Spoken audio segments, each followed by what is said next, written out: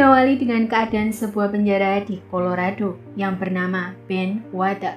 Di situ terlihat ada seorang pria yang sedang membaca buku. Pria itu bernama Ray Breslin. Saat di ruangnya, Breslin diberitahu oleh tetangga sebelahnya bahwa seseorang yang bernama Jack dan rekan-rekannya akan menyerang esok hari. Ketika saatnya tiba, Breslin harus berkelahi dengan salah satu gangster yang menguasai penjara tersebut. Kemudian, Breslin terpaksa dimasukkan di ruangan isolasi akibat perbuatannya itu. Saat berada di ruangan isolasi, dia terus meneliti setiap sudut ruangan yang ia lewati. Di dalam ruangan tersebut, dia mengepal-ngepalkan beberapa tisu, lalu mengelemnya. Kemudian, saat jam makan tiba, dia sempat bertanya kepada salah satu petugas terkait pukul berapa sekarang. Setelah diberitahu pukul berapa, Breslin perlahan mulai menghitung dan tiba-tiba di luar penjara. Sebuah mobil meledak setelah seorang wanita pergi meninggalkan mobil tersebut.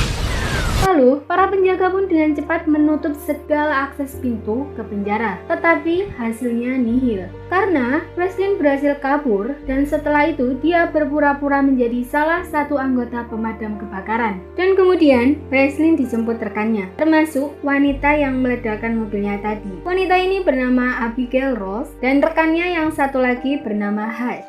Setelah berhasil meloloskan diri, Breslin diturunkan di pinggir jalan untuk menelpon seseorang. Breslin kemudian ditangkap dan dibawa kembali ke penjara dengan seorang pria yang bernama Lester Clark.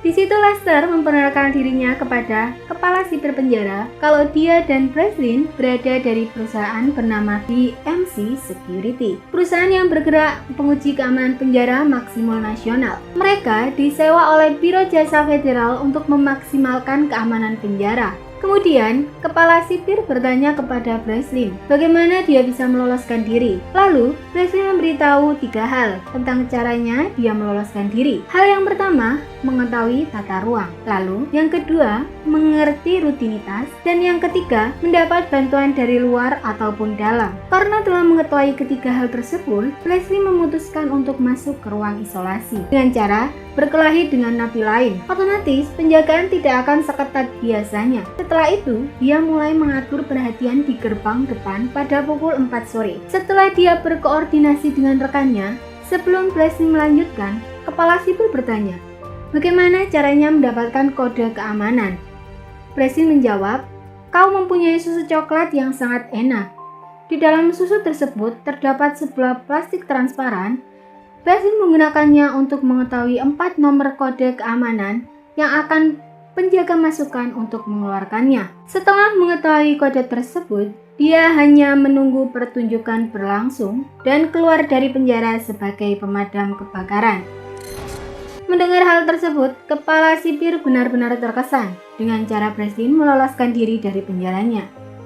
Dan di situ Lester juga menjelaskan bahwa selama bertahun-tahun, Breslin telah meloloskan diri dari 14 penjara seperti ini.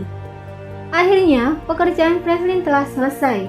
Dia pun kembali ke kantornya. Setelah di dalam kantornya, tidak lama, Ross memberitahu bahwa akan ada rapat bersama dengan salah satu kliennya. Saat masuk ruangan rapat, di situ ada Jessica Mille. Jessica merasa sangat kagum dengan pekerjaan yang Breslin lakukan, termasuk karya buku-buku miliknya.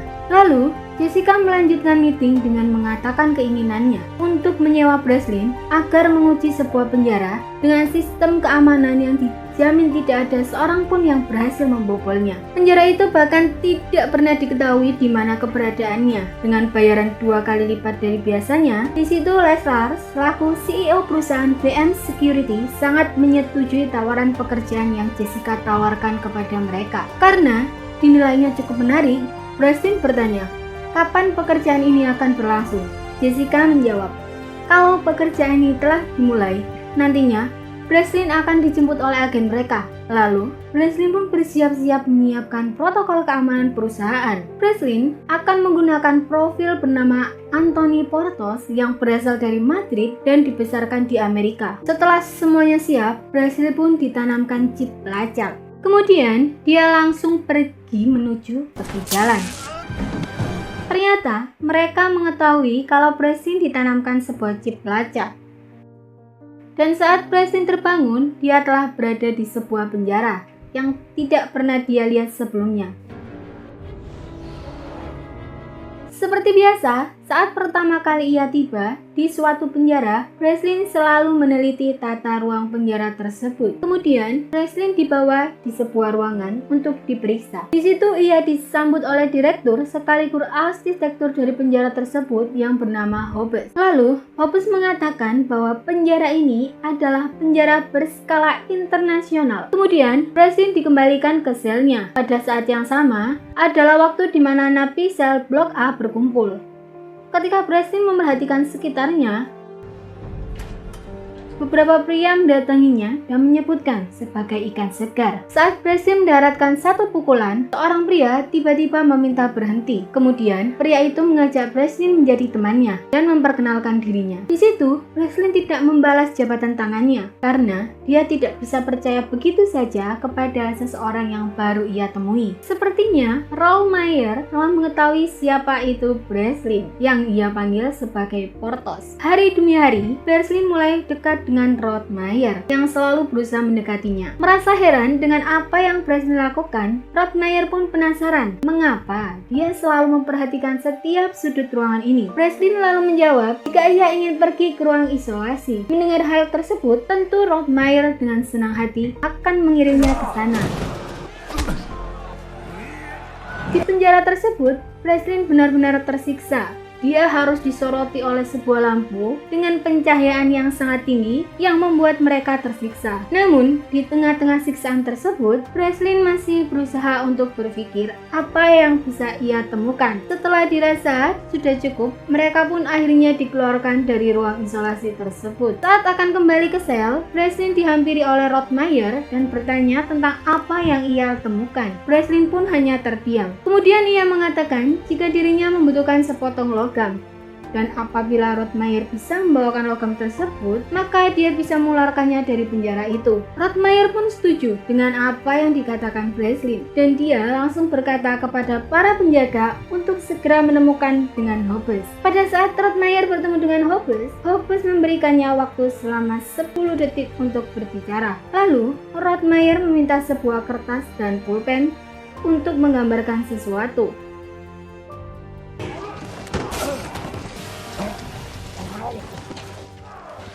Kemudian, Raoul Meyer kembali bertemu dengan Breslin untuk menginformasikan apa yang ia ketahui. Setelah itu, Raoul Meyer bertanya tentang apa profesi Breslin sebelum masuk ke penjara ini. Breslin menjawab bahwa ia seorang pembobol penjara. Selama hidupnya, ia telah sering keluar masuk penjara federal. Namun kali ini, dia disewa bukan untuk membobol penjara, melainkan untuk dibungkam dan dikubur. Lalu ia mengajak Raoul Meyer untuk merencanakan aksi kabur mereka. Di situ, Breslin memberitahunya tentang 3 hal, yaitu tata ruang, rutinitas, serta bantuan dari luar dan dalam. Dia juga memberitahu tentang beberapa akses yang mungkin bisa membawa ke permukaan, termasuk ruang isolasi. Breslin menjelaskan kalau dia harus kembali ke ruang isolasi. Dia harus memeriksa ruangan rahasia yang berada di bawah ruang isolasi, karena dia mempunyai rencana untuk memfokuskan cahaya lampu ke baut aluminium yang terikat dengan lantai ruang isolasi tersebut. Dengan begitu, dia bisa membuat baut tersebut merenggang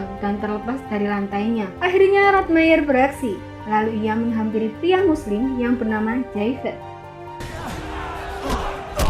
Pada saat mereka berada di ruang isolasi, Raoul Meyer bertugas sebagai pengalih fokus kamera. Dia berbicara terus-menerus saat Breslin berusaha untuk membuka baut aluminium tersebut. Karena tidak memiliki waktu yang cukup, Breslin pun memutuskan untuk kembali ke dalam penjara. Lalu, terjadi kebanjiran di area sistem yang membuat air naik ke atas permukaan. Beruntungnya, saat kejadian itu, Breslin telah kembali ke ruang isolasi dan langsung dibawa keluar. Di lain tempat, rekan-rekan Breslin yang mulai khawatir dengan kondisinya, mereka menghampiri Lester dan bertanya tentang apa yang sebenarnya Breslin lakukan.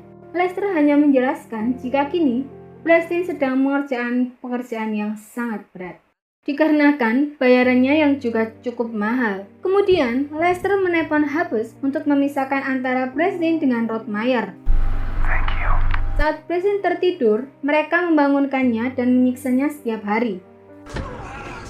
Akhirnya, mereka melakukan hal yang kedua, yaitu rutinitas. Mereka membaca pergerakan beberapa penjaga dengan beberapa tebakan. Setelah merasa cukup dengan tebakan tersebut, kini mereka bergerak dengan hal yang terakhir, yaitu bantuan dari luar. Breslin tidak perlu khawatir akan hal tersebut, karena Rottmeier memiliki banyak sekali koneksi, baik dari luar maupun dari dalam penjara. Di situ Breslin mulai menjalankan rencananya. Diawali dengan Breslin harus pergi ke dokter untuk melakukan penjahitan lukanya. Breslin lalu berusaha meyakinkan sang dokter dengan mengatakan kalau apa yang dokter tersebut lakukan di tempat ini adalah salah, tidak sesuai dengan sumpah janji dokter. Sewaktu diangkat menjadi seorang dokter, lalu dokter tersebut akhirnya bertanya apa yang Breslin inginkan. Lalu setelah selesai lukanya dijahit, dia dibawa kembali ke selnya dan bertemu dengan Rottmeier. Mereka berbicara sambil makan dan Breslin memberitahu jika ia membutuhkan kacamata. Keesokan harinya, napi tersebut sudah babak belur dan terdapat lebam di matanya, serta kacamatanya sudah tidak ia pakai lagi karena kacamata tersebut telah digunakan Breslin untuk dijadikan sebagai alat pengukur derajat. Di situ Breslin menjelaskan bahwa dengan benda tersebut ia bisa mengetahui tengah lokasi keberadaan mereka. Setelah Breslin dan Rottmeier tengah merencanakan hal tersebut, salah satu anak buah Hubbes tiba-tiba melihatnya melalui CCTV kamera dan melaporkan kejadian tersebut kepada Hubbes. Hubbes lalu mendatangi Breslin dan mengatakan bahwa ia telah mengetahui siapa Breslin. Maka dari itu, Breslin mulai kini tidak diperbolehkan berbicara lagi dengan Rottmeier karena orang-orang yang membayarnya menginginkan dirinya tinggal di penjara selamanya. Mendengar hal tersebut, Breslin mencoba bernegosiasi. Dia mengatakan bahwa dirinya akan menangkap Victor dengan jaringannya. Dengan syarat, Hubbes harus memberitahu lokasi penjara ini dan mengeluarkannya. Setelah itu, Breslin kembali bertemu dengan Rottmeier dan memberitahunya tentang rencana dengan Hubbes. Breslin kemudian meminta Rottmeier untuk meyakinkan Javed agar menggunakan alat pengukur derajat agar mereka bisa mengetahui keberadaannya saat ini. Awalnya Rottmeier ragu-ragu, tetapi Rottmeier berhasil meyakinkannya. Akhirnya, Javed dibawa ke ruangan untuk bertemu Hubbes. Di situ, Javed mengatakan kepada Hubbes kalau ia mengetahui rencana peralihan Breslin. Namun, sebelum memberitahu hal tersebut, Javed meminta sebuah persyaratan kepada Hubbes, yaitu ia ingin berdoa kepada Tuhannya di tempat yang terbuka, serta ia ingin berinteraksi dengan Tuhannya secara langsung. Bagaimana dia berdoa? Breslin mengukur pengukur derajat tersebut cukup lama. Dia memperkirakan garis bujur, situasi angin, situasi cuaca, serta pergerakan air. Dan setelah semua dipertimbangkan, Breslin mempertimbangkan bahwa kini mereka berada di lepas pantai Maroko. Breslin kemudian kembali mendatangi sang dokter dan memintanya membaca salah satu bab dalam buku karya Breslin yang berada di ruangan Hubbes. Bab tersebut berisi tentang sebuah sumpah janji dokter. Setelah membacanya, dia langsung menyuruh penjaga untuk membawa Breslin ke kliniknya. Di situ dokter tersebut mengatakan bahwa dia telah membaca buku tersebut dan kini dia bertanya apa yang Breslin butuhkan. Setelah bertemu dengan sang dokter, dia langsung menghampiri Rottmeier dan memberitahu jika dokter telah sepakat. Saat ini hanya bagaimana mereka meyakinkan Javed dan menyiasati Hubbes dengan alih-alih siasat yang akan mereka lontarkan terkait keadaan Victor.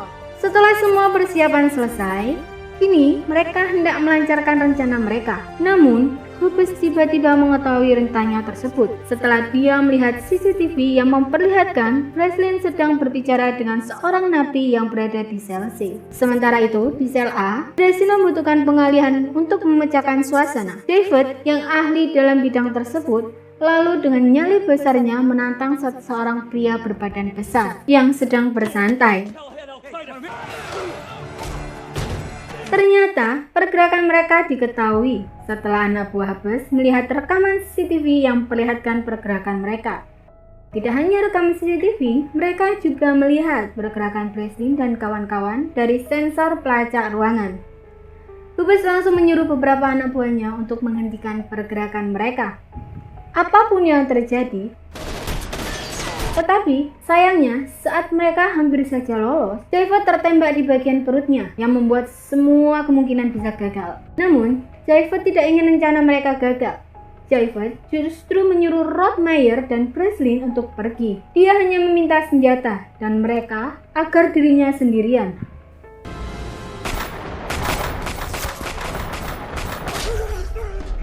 Akhirnya, Rottmeier berhasil keluar sendirian dan langsung menghampiri rekannya yang menggunakan helikopter. Sementara itu, Breslin berhasil memasuki sistem keamanan kapal dan menghentikan arus listrik. Setelah itu, Breslin pergi ke sebuah tangki, menunggu waktu yang tepat untuk keluar. Ketika Hapus mengetahui jika Breslin berada di dalam tangki, Hapus menyadarinya kalau tangki akan otomatis membuang air ke laut saat ada kebocoran.